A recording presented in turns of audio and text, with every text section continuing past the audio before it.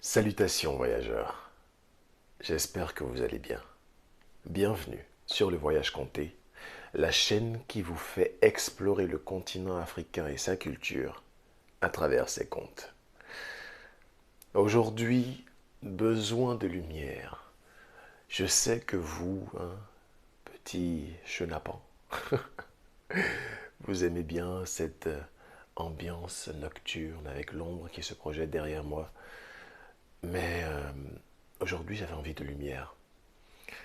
Et aussi, il faut dire que tourner les vidéos à 4 heures du matin, c'est pas toujours terrible. Ne vous en faites pas, elles vont revenir. Il faut adapter l'histoire à l'atmosphère. Aujourd'hui, atmosphère un peu plus lumineuse, donc histoire un peu plus lumineuse. Il y aura moins de morts.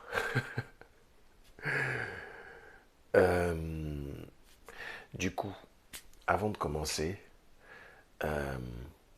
que dire, hein? Commentez, vous abonnez, activez la cloche de notification et partagez. Comme ça, la communauté des voyageurs grandira inexorablement. Et bientôt, on pourra encore plus étendre notre champ d'action. Et tout ça, c'est grâce à vous. Aujourd'hui, on en est à 751 à dernière vérification. 751 abonnés. Et tout ça, c'est grâce à vous. Donc, merci, merci, merci. Sans plus attendre, parce que je sais que je vous fais attendre beaucoup. Je vais vous lire l'histoire. Encore un conte fond aujourd'hui. Le titre, Dieu, la pluie et la mort.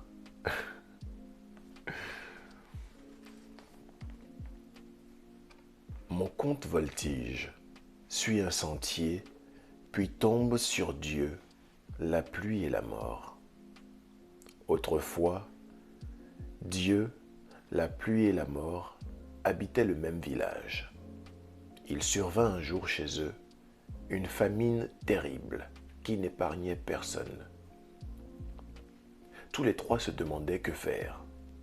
La pluie et la mort attendaient que le Créateur trouve une solution.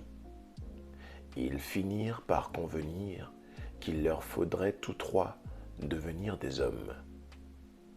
Quand ce fut fait, ils prirent le chemin des champs, pensant qu'ils trouveraient des paysans à qui demander à manger. Pressés par la faim, ils marchaient d'un pas rapide, sans avoir décidé lequel d'entre eux serait le premier à mendier. Après avoir marché pendant longtemps, Dieu en tête, ils arrivèrent au champ.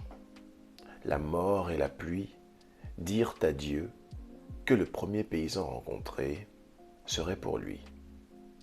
Il accepta et laissa derrière lui ses deux compagnons pour pénétrer dans un champ. Action, hein?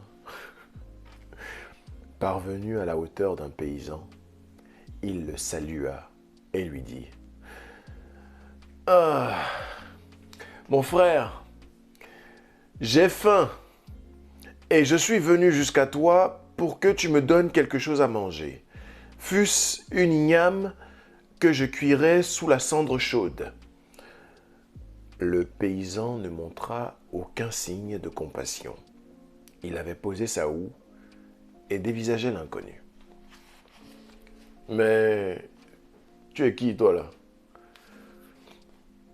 Je suis Dieu, » répondit le mendiant. « Quel Dieu ?» fit sèchement le paysan. « Je suis Dieu le créateur de l'univers et de tout ce qui s'y trouve. » « Tu dis Dieu le créateur ?» Disparaît immédiatement même. Il y a quelques jours, la pluie a arrosé les cultures de mon voisin, mais elle a délaissé les miennes. Et mes pauvres aliments n'ont même pas résisté à la sécheresse. Hein? De plus, c'est toi qui as envoyé la mort faire le vide dans ma famille. Moi, je n'ai rien à t'offrir, ajouta-t-il d'un ton courroucé. Le Créateur, humilié, eut du mal à retrouver le chemin pour rejoindre les deux autres qui comptaient sur lui pour assouvir leur faim. Il leur raconta sa tentative infructueuse sans pour autant laisser paraître son désappointement. Ils s'éloignèrent donc de l'endroit sans même jeter un coup d'œil vers le paysan. Redoutant d'avoir à subir un nouvel affront, le Créateur désigna la pluie au second arrêt. Peut-être l'écoutera-t-on. La pluie s'engagea dans un sentier qui conduisait droit au second champ. Après avoir salué le paysan, elle exposa la même requête. « Ah, je meurs de faim. Je n'ai plus rien à me mettre sous la dent. Mon ventre creux m'a guidé vers toi. Aie pitié de moi. Donne-moi ne serait-ce qu'un épi de maïs, un tout petit épi de maïs à griller. » Tu es qui déjà? S'enquit le paysan. Je suis la pluie bienfaisante, qui apporte la vie aux hommes et qui fait pousser les cultures. L'homme fronça les sourcils et commença à manifester son énervement. La pluie, dis-tu? La pluie disparaît de ma vue. Tu as laissé mes cultures flétrir alors qu'au même moment, tu arrosais abondamment les champs de mes voisins. Hein? Tu n'as qu'à crever. Je n'ai rien pour toi d'ailleurs. La pluie retourna donc vers ses deux compagnons. Elle comprit alors l'humiliation qu'avait dû ressentir précédemment le Créateur. Ils ne se plaignirent pourtant pas et parvinrent bientôt à un troisième carrefour. Sans attendre d'être désignés, la mort se détacha du malheureux trio qu'il formait et alla tenter sa chance auprès d'un autre paysan. Après l'avoir salué, elle lui dit: « Hé, loup, il y a une famine dans mon village. Hein. Je me suis traîné ici dans l'espoir d'y trouver quelque chose à manger. » Le paysan s'approcha d'elle pour la dévisager. « Mais qui es-tu donc ?» demanda-t-il. « Je suis la mort, » répondit-elle.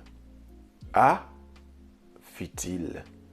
« Je t'estime pour ton impartialité.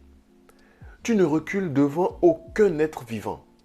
Tu ne fais pas de différence entre les riches, les pauvres, les jeunes et les vieux. Tu sais quoi? Parcours mon champ. Prends-y tout ce qui te plaira. » La mort, les bras chargés de vivres, revint auprès du Créateur et de la pluie. Ensemble, ils retournèrent dans leur village. Ainsi s'achève le conte. Entre Dieu, la pluie et la mort, seule la mort se montre toujours équitable. Morale très étrange. Morale très très étrange. Parce qu'elle dit, quand on fait le bien, il faut le faire de la façon la plus impartiale. Honnêtement, je vais vous dire, ce conte est très bizarre. Même moi, en fait, ce que je fais, c'est que